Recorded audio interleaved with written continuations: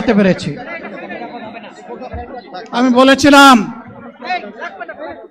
দুর্নীতিমুক্ত বাংলাদেশ ইনশাআল্লাহ সবাইকে নিয়ে আমরা গড়ব।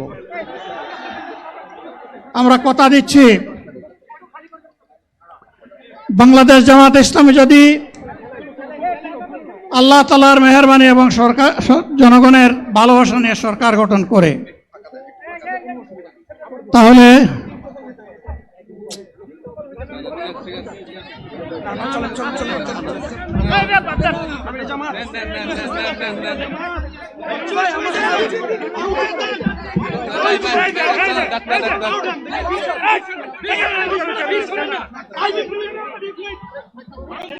আপনারা নিজ নিজ জায়গায় অবস্থান করুন। আমাদের স্বেচ্ছাসেবকগণ আছেন, সংশ্লিষ্ট বিভাগের দায়িত্বশীলরা আছেন, তারা প্রয়োজনীয় ব্যবস্থা নেবেন। কারো মাইকের সামনে আসার দরকার নেই।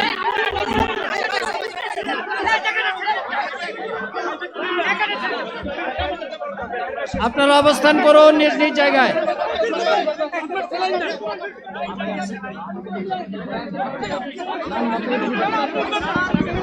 সবাই মেহেরবানি করে শান্ত হয়ে বসুন, শান্ত হয়ে বসুন, শান্ত হয়ে বসুন।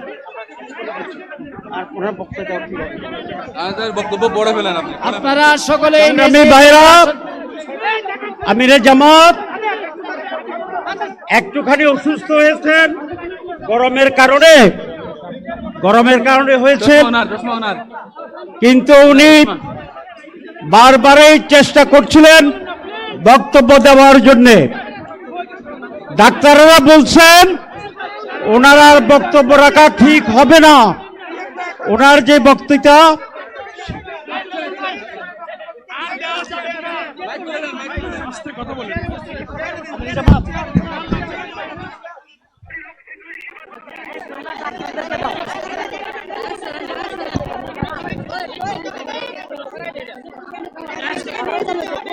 আপনারা নিজ নিজ আসনে উপবেশন করুন। সংগঠনের দায়িত্বশীলগণ প্রয়োজনীয় দিক নির্দেশনা দিবেন। আপনাদেরকে নিজ নিজ জায়গায় অবস্থান করার জন্য অনুরোধ করা হচ্ছে।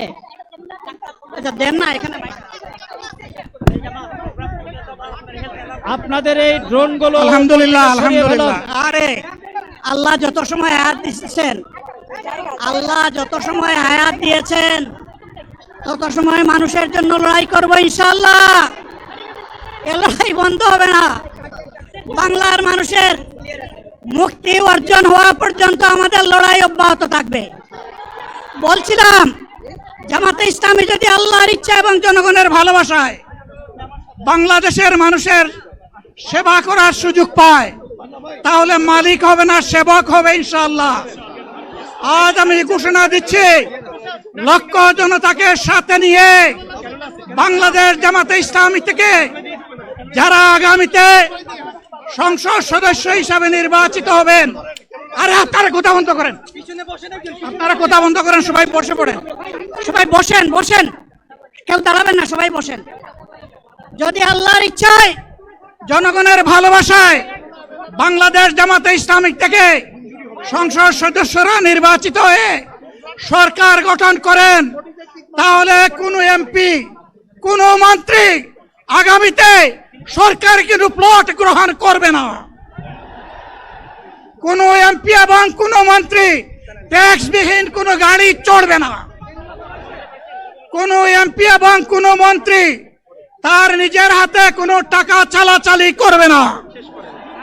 কোনো এমপি এবং কোনো মন্ত্রী যদি তার নির্দিষ্ট কোনো কাজের জন্য বরাদ্দ পেয়ে থাকেন, কাজ শেষ হওয়ার সাথে সাথে বাংলাদেশের 18 কোটি মানুষের কাছে তারা তার প্রতিবেদন তুলে ধরতে বাধ্য হবে। সম্মানিত বন্ধুগণ, চাঁদা আমরা নিব না, দুর্নীতি আমরা করব না, চাঁদা আমরা নিতে দেব না, দুর্নীতি আমরা সহ্য করব না। এই বাংলাদেশটাই আমরা দেখতে চাই। যুবকদেরকে আমরা স্পষ্ট ভাষায় বলতে চাই, বন্ধুগণ তোমাদের সাথে আমরা আছি। আমি আজকে জামাতের আমির হিসাবে এখানে কথা বলতে আসিনি। আমি এসেছি বাংলাদেশের 18 কোটি মানুষের একজন হয়ে কথা বলতে। আমি শিশুদের বন্ধু, আমি যুবকদের ভাই, আমি বয়স্কদের সহযোদ্ধা, আমার বোনদের আমি ভাই। সুতরাং তাদের মুক্তির জন্যই আমি দায়িত্ব নিয়ে আজকে এখানে দাঁড়িয়েছিলাম।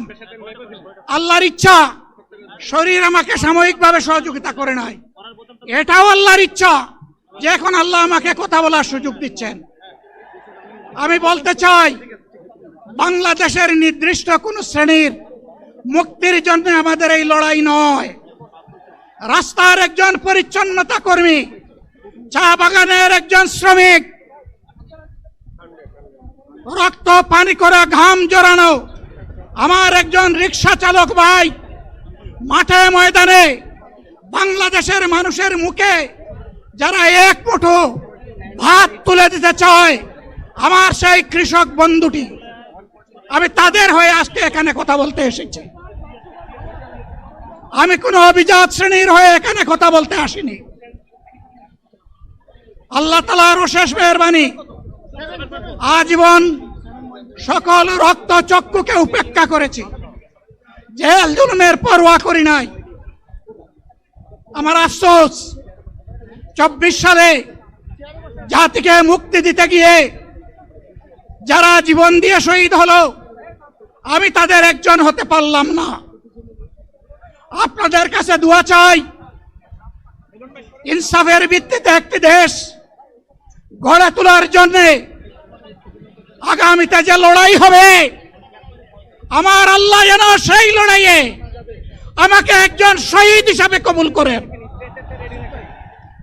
সম্মানিত বন্ধুগণ, আমাদের প্রিয় শহীদ নেতৃবৃন্দ 2006 সালের 28 অক্টোবর থেকে শুরু করে পল্টন গণহত্যা, শাপলা গণহত্যা, সারা দেশের গণহত্যা, পিলখানার গণহত্যা, 24-এর গণহত্যা, এই গণহত্যা যারা করেছে তাদের সকলের বিচার বাংলাদেশের মাটিতে নিশ্চিত করতে হবে। এদের বিচারের দৃশ্যমান প্রক্রিয়া শুরু না করা পর্যন্ত পুরানা ব্যবস্থাপত্রে বাংলাদেশ আর চলবে না। এতগুলো মানুষ এমনি এমনি জীবন দেয় নাই, জীবন দিয়েছে জাতির মুক্তির জন্যে।